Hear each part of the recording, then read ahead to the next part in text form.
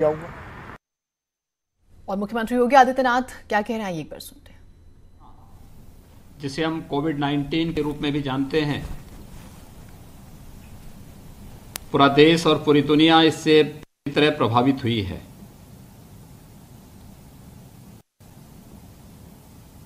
यह एक वायरस है और इस वायरस के बारे में दुनिया के विशेषज्ञों की अलग अलग राय है और सामान्यतः पिछले एक सदी में जितने भी वायरस आए हैं उनमें सबसे कमजोर वायरस ये है, लेकिन संक्रमण इसका सबसे तीव्र है और संक्रमण के कारण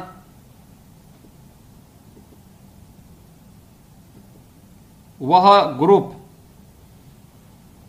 जिसके लिए इसका संक्रमण खतरनाक हो सकता है, उनके द्वारा जो लापरवाही बरती जा रही है वह उसके लिए जानलेवा भी साबित हो रही है।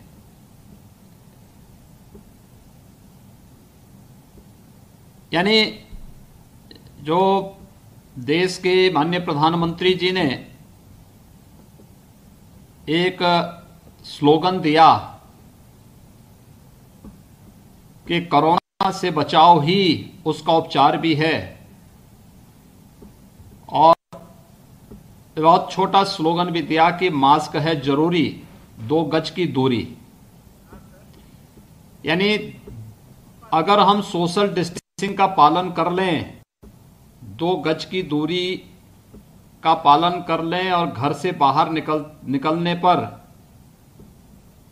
फेस कवर और मास्क का इस्तेमाल कर रहे हैं, ये सावधानी हमें इसके संक्रमण से बचा सकती है। और ये सावधानी हमें सदैव रखनी पड़ेगी, क्योंकि कोरोना वायरस न इसका कोई वैक्सीन है और न इसकी कोई दवा अब तक आई है।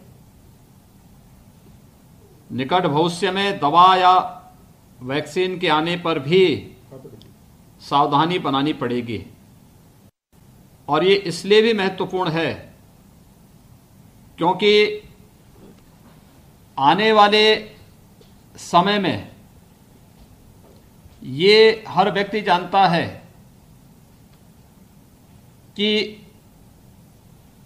ये जो संक्रमण है जिस वायरस का है, तो वायरस अपना नेचर बदल सकता है। उन स्थितियों में ये खतरनाक और भी खतरनाक स्वरूप में आ सकता है। इसलिए इसमें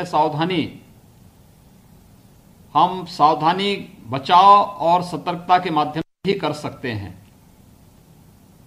और इसलिए विगत वर्षों में आप लोगों की जो ये साप्ताहिक योग शिविर और शैक्षिक कार्यशाला होती थी, एक जगह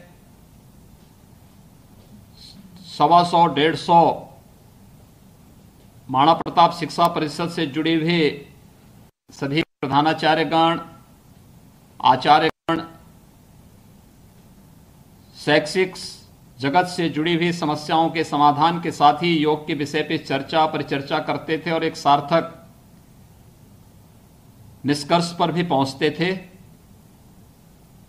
लेकिन हमें मास गैदरिंग होने से रोकना है, तो मास गैदरिंग रोकने के लिए आवश्यक है कि हम लोग इस अवसर का उपयोग करें और डिजिटल प्लेटफॉर्म के माध्यम से हम लोग संवाद बनाएं। और इस डिजिटल प्लेटफॉर्म का उपयोग करते हुए ही आज ये संवाद हम लोगों का प्रारंभ हुआ है। मुझे प्रसन्नता है कि इस साप्ताहिक योग शिविर और शैक्षिक कार्यशाला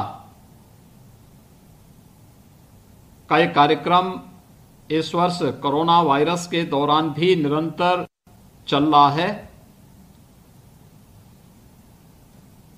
स्वाभाविक रूप से कोरोना वायरस ने व्यक्ति के जीवन में भी, समाज जीवन में भी, राष्ट्रीय और अंतर्राष्ट्रीय जीवन में भी अनेक परिवर्तन ला करके रख दिए हैं। हमें समय की कीमत समझना होगा और जीवन में तकनीक के महत्व को भी। मैंने तकनीक के महत्व को इसलिए भी रेखांकित किया है कि जिन लोगों ने तकनीक के महत्व को नहीं समझा वे लोग पिछड़ गए। वे लोग इस दौरान कोई भी परिणाम नहीं दे पाए, और जिन्होंने समय और तकनीक दोनों के महत्व को समझा है उन्होंने बेहतर परिणाम भी दिया। मसलन जो चीजें सामने आई हैं, हम लोगों ने डिजिटल प्लेटफॉर्म का भरपूर उपयोग अपने शासन की कार्रवाई को आगे बढ़ाने के लिए भी किया। खासतौर पर गरीब कल्याणकारी योजनाएं, प्रधानमंत्री गरीब कल्याण योजना के अंतर्गत जो योजनाएं घोषित थी, ये वही देश है जहां कभी इस प्रधानमंत्री अपनी लाचारगी व्यक्त करते हुए कहते थे कि हम 100 रुपये भेजते हैं लेकिन गरीब तक 10 रुपया पहुंचता है।